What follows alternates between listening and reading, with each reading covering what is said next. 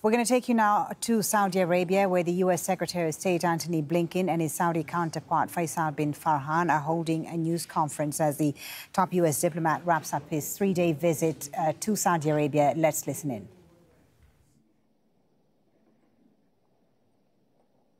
Well, first of all, Foreign Minister Faisal, thank you. Thank you for your hospitality. Thank you for bringing all of our regional and global partners together here in Riyadh. When President Biden traveled to Jeddah last summer, he affirmed the importance of the Middle East to the long-term security and economic interests of the United States. And he made clear that we're committed to continuing and deepening our partnerships in the region. Together, we can drive real progress for all our people, not only to address the challenges or crises of the moment, but to chart an affirmative vision for our shared future. Over the last few days, we have advanced that progress on several fronts, working with our Saudi partners, working with the Gulf Cooperation Council, working today with the Global Coalition to defeat ISIS. The Foreign Minister and I just finished a productive meeting of the Global Coalition to counter ISIS. The United States very much appreciates the leadership of Saudi Arabia, not only in hosting this meeting, but for its contributions, constant contributions, and crucial contributions day in, day out to our mission. While our coalition has taken back the territory that ISIS once controlled and inflicted severe losses on its leadership, ISIS nonetheless remains an active threat. The ministerial that we just had focused on several key areas of need. Those include stabilizing areas liberated from ISIS so that the group can't exploit poor security, economic or humanitarian conditions that leave people desperate. And also, as you've heard from the Foreign Minister, repatriating foreign terrorist fighters and their families from Al-Hol and other displaced persons camps. We're also working to keep pace with evolving threats, including ISIS's expanding efforts across sub-Saharan Africa and ISIS-Khorasan. Our 86-member coalition leaves this ministerial better focused and equipped to continue the mission to eradicate ISIS. The United States and Saudi Arabia, both as bilateral partners and through the GCC, are working closely together to address several other challenges in the region. In Yemen, when President Biden took office, war was raging. The country was experiencing arguably the worst humanitarian crisis in the world. Now, we're working intensively with Saudi Arabia and other partners to further consolidate what has been a 14-month-long truce that we helped to achieve. This was a central issue in my discussions with the Saudi Crown Prince and with the Foreign Minister, and today I had an opportunity as well to meet with Yemen's President al-Alimi to discuss the path forward. Our objectives are a durable ceasefire and an inclusive Yemeni-led process mediated by the UN, one that meets Yemeni's calls for justice, for accountability, for redress for abuses, and ultimately leads to a political resolution of differences in Yemen. Our special envoy, Tim Lenderking, will continue to work with the parties and partners in the region in the days and weeks ahead to resolve issues standing in the way of a lasting peace. The United States and Saudi Arabia, together with the GCC, are also focused on Iran's destabilizing influence in the region, including its support for terrorism and violent militia groups, the seizure of tankers transiting international waters, and nuclear escalation. The United States continues to believe that diplomacy, backed by economic pressure, by deterrence, and by strong defense cooperation, is the best way to counter these dangerous actions. We support efforts by Saudi Arabia to de-escalate tension and stabilize relations. The United States and our Gulf partners are working closely on the crisis in Sudan. Our two countries, the United States and Saudi Arabia, have been leading an intensive diplomatic campaign to get the two sides to agree to and comply with a ceasefire and to allow humanitarian assistance to reach the people of Sudan. We will keep working toward a durable cessation of hostilities and the swift formation of a civilian-led transitional government, together with our partners in the Gulf, in Africa, and with the United Nations. I also discussed with GCC partners increasing our joint efforts to combat illicit synthetic drugs like Captagon, which is having a devastating impact on young people throughout this region, just as fentanyl and other synthetic opioids are doing the same in the United States. This partnership will be an important part of our diplomacy to strengthen global cooperation on the growing challenge posed by illicit synthetic drugs.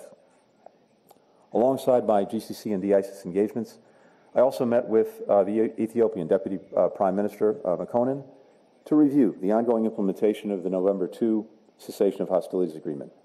That agreement ended the horrific crisis in Tigray. For peace to endure, the parties must acknowledge the atrocities committed and pursue accountability, together with reconciliation.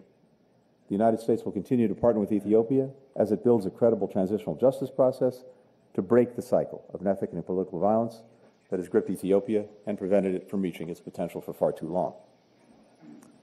The U.S. partnership with Saudi Arabia in the Gulf extends far beyond addressing challenges and crises in the region. It is critical to expanding opportunity and driving progress for our people and for people around the world.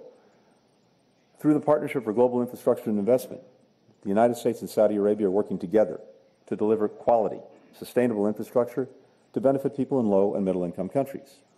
We're expanding digital connectivity, including by using new mobile telecommunication technology like open, cloud-based radio access networks that are both secure and affordable. We're combating the climate crisis. U.S. Secretary of State Antony Blinken speaking there alongside his Saudi counterpart Faisal bin Farhan after his three-day visit to Riyadh, which is ending. The two speaking about the state of the relationship between the two countries and other countries in the region. The U.S. Secretary of State saying that the U.S. partnership with Saudi Arabia and Gulf countries is a stable and strong one. He says that both sides, the U.S. and Saudi Arabia, were working together to address several challenges in the region, including the war in Yemen. He said they were working together to consolidate the 14-month truce in Yemen and are working on a permanent ceasefire. He also said they were working on the crisis in Sudan together, working towards a durable cessation of hostilities there. And Antony Blinken adding that the U.S. and GCC countries were working together to combat illicit drugs in the region like Captagon. Let's bring in our senior political analyst, Marwan Bashara, who is joining us live from Paris. Antony Blinken outlining there some of the issues and challenges the two sides, the U.S., Saudi Arabia and other GCC countries are working together on. Before we get into the issues, I just want to ask you first about the state of this relationship today between the U.S. and Saudi Arabia. How strong is it? How stable is it? Well, clearly it is not as strong as it was say 5 or 6 years ago. It has gone through some difficult phases the last couple of years, notably under President Biden, but also it began to worsen under President Trump when Saudi Arabia was attacked by Iran and its proxies, and Washington did not step in to defend it, as it were. And so Saudi Arabia has been, quite cold when it comes to relationship. But in the last several months, there have been several visits by American officials, including National Security Advisor, including the CIA Director, and now the Secretary of State, all within a couple of months in order to try and warm the relationships.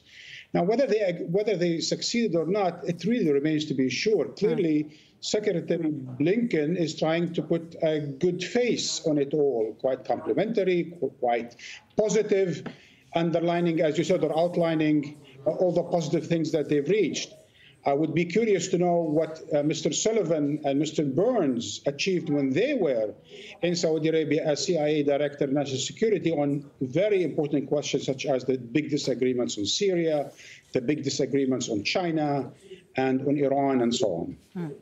The Americans right now in Saudi Arabia in a very different landscape from what they're used to. I mean, things have considerably changed in the region with the recent rapprochement between Saudi Arabia and Iran, which was brokered by the Chinese. Can they win back some of this influence that they seem to have lost, Marwan? You know, it's conditional on how America could shift its policies or how it can take better command of its assets in the region, because, as you said, it has been for the last 30 years and it remains to be the dominant foreign force within the Gulf and within the Middle East at large, right? But it certainly has been contracting, it has been devolving, its influence has dissipated to a large extent, notably in countries like Saudi Arabia, where there has been, cooling of relationships. Now, it still has major assets in the region. especially in the Gulf, in Qatar, in Kuwait, in the United Arab Emirates, Saudi Arabia, and so on and so forth. But China is increasing its influence within the region. So really, for the time being, the United States is going to have more than tactics in dealing with Saudi Arabia, more than, on this issue and that issue, or trying to be appeasing to the Crown Prince. They need to come up with a macro strategy that is serious. If President Biden, as he said, he's not going to allow for a void to be filled by China, Russia, and Iran, well, America needs to probably behave differently and probably more hands-on. And yet, Saudi Arabia has been acting independently, and Saudi Arabia is not going to go back to the days of pre-2019 or pre-2013. Clearly, Saudi Arabia, like Turkey, want to act independently. Yeah, and I was going to ask you about the Saudis, Marwan. What is the bedrock foundation of current Saudi foreign policy, and how does it fit with China and even current U.S. policy in the region? Well, look, let's just start with the idea that since the war in Ukraine started, it's expected that the main producing countries of oil and gas will have a surplus of $1.4 trillion. So you can imagine that a kingdom like Saudi Arabia, and clearly the idea of carbon-like energies are going to have certain limited time in the future with the clean energy stepping in. So they're trying to take advantage of what they have now and of the leverage they have on the oil and gas markets, as it were. So where we stand today, Foley, is that the United States, since the Russian invasion, needs Saudi Arabia more than Saudi Arabia needs the United States. This has especially been the case the last several months because Saudi Arabia cleverly, intelligently did normalize relationships with Iran, hence the danger from that side is no longer so. It did reduce tensions and is basically trying to solve the problem in Yemen, or the war in Yemen, by accommodating their nemesis, the Houthis there. So the Saudis don't need Washington as much as Washington needs today in order to reduce the oil prices, in order to build a coalition against Russia, and so on and so forth. So in this asymmetrical relationships, the Saudis have the advantage. And the Americans need to act in a strategic, clever, new way in order to recontain, if they must, Saudi Arabia and other Gulf partners. But this is going to have to start by mutual respect and mutual interest, not treating them as dependent who they can humiliate at will. Marwan, thank you very much for your analysis, as always. Marwan Bashara is our senior political analyst.